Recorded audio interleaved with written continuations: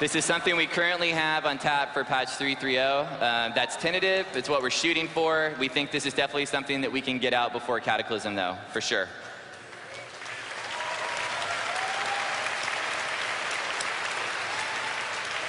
And that's what we have for Dungeons and Raids. So I think we've got about 15, 20 minutes for Q&A. Thank you, guys.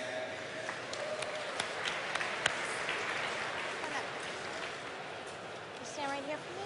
Look right in the camera. Mind if I hold it? Lock on. Yeah, my question is for additional instances cannot be launched on servers. And I actually have a solution for this too.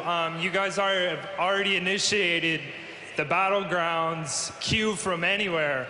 Why not have a summoning stone just be a queue stone? Okay, well, the cannot launch more instances problem, that's something that's right now we're having a problem with because literally so many of you are wanting to do instances. There is an active solution for this that's actually being deployed right now. Some it's servers, in progress. Yeah, some servers already have the solution. The tech that gets rid of that message, that provides you with a whole lot more capacity to run instances, is actually the same technology that allows cross-server LFG. Right now, like I said, some realms have it. They're deploying it right now on the rest of them. It should, probably within a month or two, all realms will have it, and you guys shouldn't see that message anymore unless the loot is really good and you want to do a whole lot of instances. And as far as your question about the summoning stones and the way that'll work, the concept behind the LFG system is definitely you're going to be able to use it from anywhere like LFG now, and it's definitely going to have a form of summoning. It's going to pull the players from the other instances directly to the instance to play with you. Yeah. So. Yeah, the LFG system is getting completely redone along with the cross-server LFG stuff. So.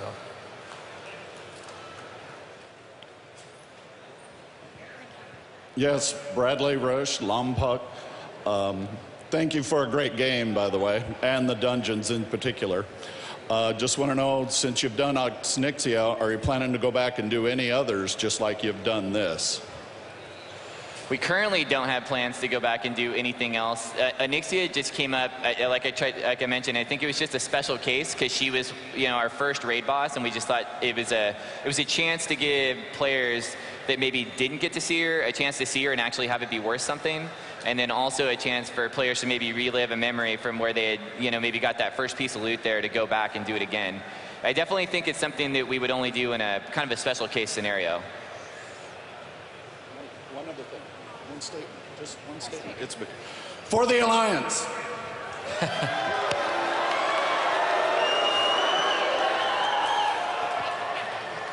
So the Sons of Hodir, they really loved me when I went and polished their helmet and stuff, but they didn't care when I saved their dad.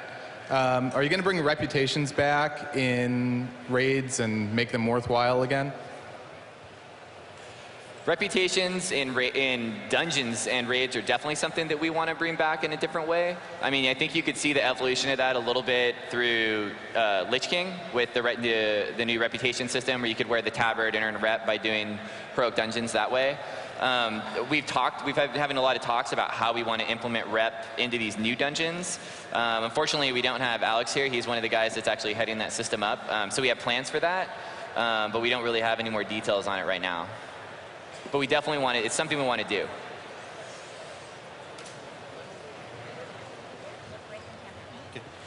First of all, thanks for making a great game that's ridiculously addictive. The question I have is the progression of how raids have played out since Vanilla WoW was single target DPS on a more of a very strong elite mob that's pathing around to now it feels like it's an AoE fest. Almost all of the in-game instances now it's grab 15, 20 mobs, everybody AoE, everybody AoE. Is that going to be a continuation going forward where it's more AoE focused, or are we going to see a chance for some classes to really shine at their single target DPS and non-boss encounters? Sure. Definitely there was an evolution towards AoE DPS, especially in 5-player dungeons, where a lot of people, they just group them all together and go to town. As you mentioned, it's not just an issue of single target DPS, it's also an issue of crowd control. We actually gave most all the classes some form of crowd control, and then most players stopped using it because they didn't need to. There will be some adjustments on our end on the encounter team. We will provide a little bit more casters. A lot of the dungeons had a preponderance of melee mobs that tend to group up and make it easy to AE. We also will adjust the raids as well. I mean, any ads fight will lend itself towards AE, but there are boss fights. We do try to provide that variety to have boss fights that are more about single target DPS, just working on the one boss. So classes that specialize in that can shine more.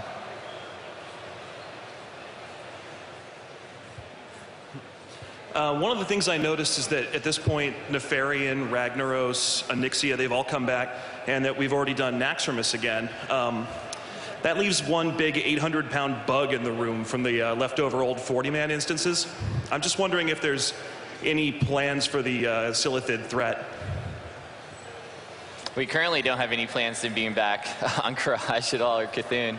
But I think you bring up a good point, and one good thing to mention here is that Onyxia was definitely brought back with just an update, whereas if you look at what we're doing with Blackwing Descent, or if you look at what's happening with Ragnaros, those are going to be completely brand new instances, new bosses, new fights. You won't see anything from the original stuff there. They're brand new. So definitely they're influenced by that stuff, and we want to carry that story on. But for the players, we want it to feel just completely like brand new content. From the mountain. Hi. Yes, in the mountains. So a lot of hardcore raiders feel like Sunwell was really the pinnacle of that hardcore raiding with Muru and Kill Jaden. We understand that Muru especially was too hard, too much of a gateway boss. And that's what hard modes were supposed to represent in Ulduar, is things that the hardcore raiders could do so everyone else could still see all the content. Are the nerfs and the tune downs that you've brought what you wanted hardcore or hard modes to be initially?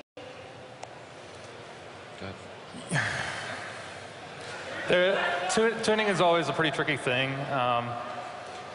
We definitely, as you said, we definitely want the normal modes to be super accessible. We tuned some of those fights in Ulduar were actually too hard for normal modes, so we tuned those down. Some of those nerfs affect heroic, the hard modes as well, so that happened. We're also just constantly looking to see. We do want the hard modes to be beaten as well. We don't make content for not to be beaten. You know, people thought that, you know, Yogg plus 0 was unbeatable for a while, and then it suddenly got beaten, and we were very happy. Yes. So we're really just sort of looking, again, we're always looking at feedback, seeing how players are doing, what they're thinking about an encounter, and we're actually playing the game as well. Like, we'll go in and do it, and sometimes, you know, things on the ground don't seem quite what we thought they'd be, so we make small adjustments. We're really just sort of committed to making sure that it's doable, it's fun. The hard modes are hard.